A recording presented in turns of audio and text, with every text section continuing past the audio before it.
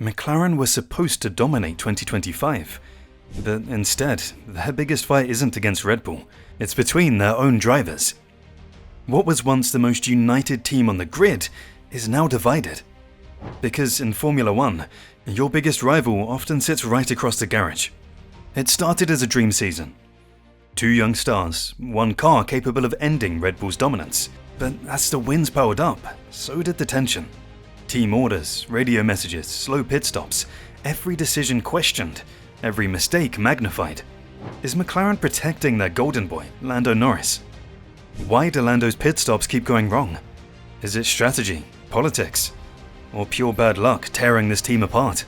One thing's for sure, when teammates fight for the same crown, history tells us it never ends well. This is the story of how McLaren's dream season turned into a civil war. While Formula 1 is a team sport, the Drivers' Championship is what really gets the fans, and the drivers themselves, excited each and every year. But due to the team nature of the sport, drivers often do not have it all their own way when they have the best car on the grid. As without a team clearly favouring one driver, like Red Bull do with Verstappen, there can be some brilliant intra-team title battles. We've seen this before in some iconic duels, including those between Senna and Prost, Vettel and Webber, and Hamilton and Rosberg.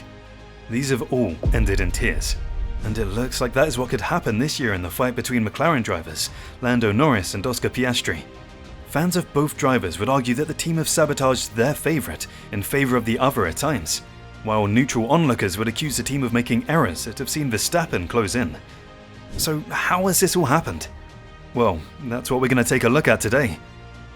Now, coming into this season, it could be easy to think that McLaren was primarily Lando's team.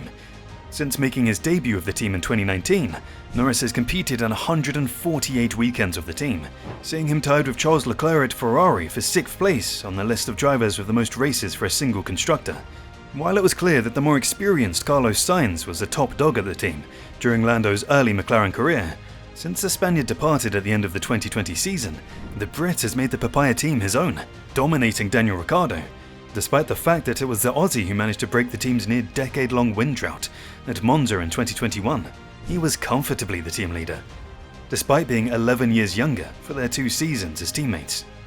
Lando's own confidence in the team's future was also underlined by his 2021 decision to turn down an offer by Red Bull, who won the Drivers' Championship with Verstappen that year, to sign a long-term deal with the team that gave him his break. When Piastri was given the seat alongside Lando in 2023, it was clear from his junior career that he could be a star in the future, after a settling-in period of at least a season or 2. And that's exactly what happened. 2023 saw Oscar pick up 97 points, less than half of Norris's tally. And he was also beaten 17-5 and 15-7 in the race and qualifying head-to-heads respectively. 2024 was closer, with Lando, who was in a half-title fight with Verstappen, scoring 374 points to Piastri's 292. The duo helped the team to win its first Constructors' title since 1998. But Lando's contribution was still clearly greater, underlined by his points tally and the fact he beat Piastri in 2/3 of the year's races, and beat him in 20 out of 24 qualifying sessions. Coming into this season, McLaren were the favourite with bookmakers to retain their team's title, due to not only the strength of both of their drivers, something not seen at Red Bull, but also due to the fact that they seemed to finally have a car good enough to compete for the Drivers' Championship.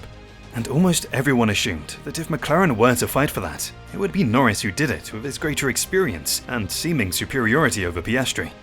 Ahead of the first race of the year, betting markets gave Lando a 34% chance of lifting the title at the end of the year, with Piastri's chances being less than 10%, lower than both Verstappen and Leclerc. At this season's opener in Australia, Piastri's home race, McLaren locked out the front row, with Oscar behind Lando. Midway through the race, the drivers were running in the same order at the front, at which point Oscar was told by the team not to fight his teammate before being told he could, but only if he followed Papaya rules. Piastri ended up devastatingly sliding off the track and finishing down in 9th, while Lando won. But then over the next 8 rounds, Oscar won 5 races to Lando's 1. This saw him take a commanding lead in the standings, which was only extended after round 10 in Canada, where Norris hit Piastri, forcing himself to retire from the race, and seeing Oscar hit 198 points, 22 more than Lando at that point. Then, immediately following the summer break, more drama followed, with Lando, who was running a second behind Oscar in the closing stages of the Dutch Grand Prix, being forced to retire due to an oil leak. That saw the Australians' points lead extend to a huge 34 points at the time, which was cut slightly following the controversial Italian Grand Prix incident at the following round. Towards the closing stages, Norris was running ahead of Piastri, with the drivers set to come home second and third. However, Norris suffered a slow final pit stop, dropping him behind Oscar, to which McLaren responded by instructing the drivers to switch position.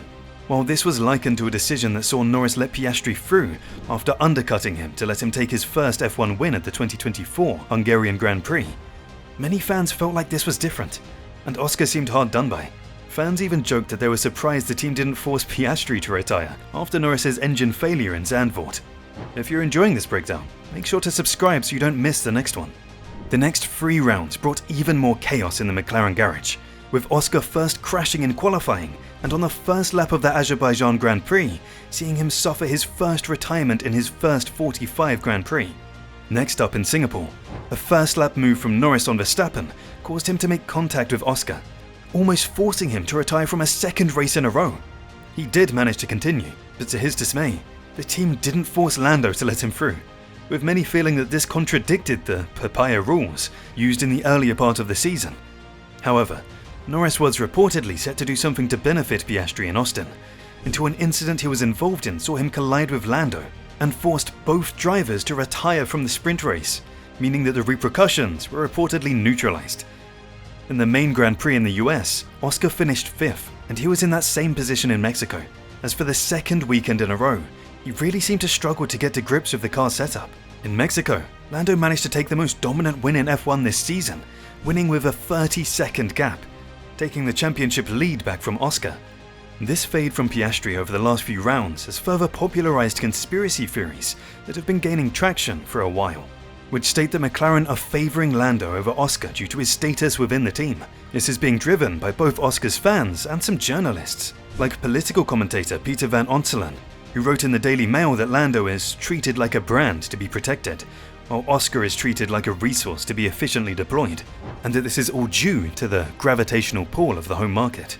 Others have used data to show that Piastri's drop in form has been due to his issues with managing tyres, but many just don't buy that. Fans of Lando have also accused the team of sabotage against their favourite, due to a run of slow pit stops which occurred after his home win at Silverstone, and saw Lando stops at an average 3.8 seconds, compared to Oscar's 2.62.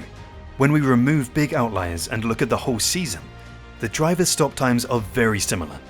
But again, there are just so many conspiracies. All this drama between the teammates has also given Verstappen an outside chance at taking his 5th world title in a row, which would have been very avoidable if McLaren had simply just picked a clear number 1 driver. But after everything that's gone on so far, Lando is now in the position as a favourite, something he was back before the season, but hasn't been for much of the duration of it so far. But for all the chaos, one thing's certain. It's given us one of the greatest title fights in years. Who walks away as champion? And who walks away betrayed? Can Red Bull and Verstappen steal it all while McLaren fight themselves? Will McLaren finally choose a number 1 driver, or lose everything trying to stay fair? Thanks for watching. If you liked this story, there's plenty more waiting. I'll see you in the next one.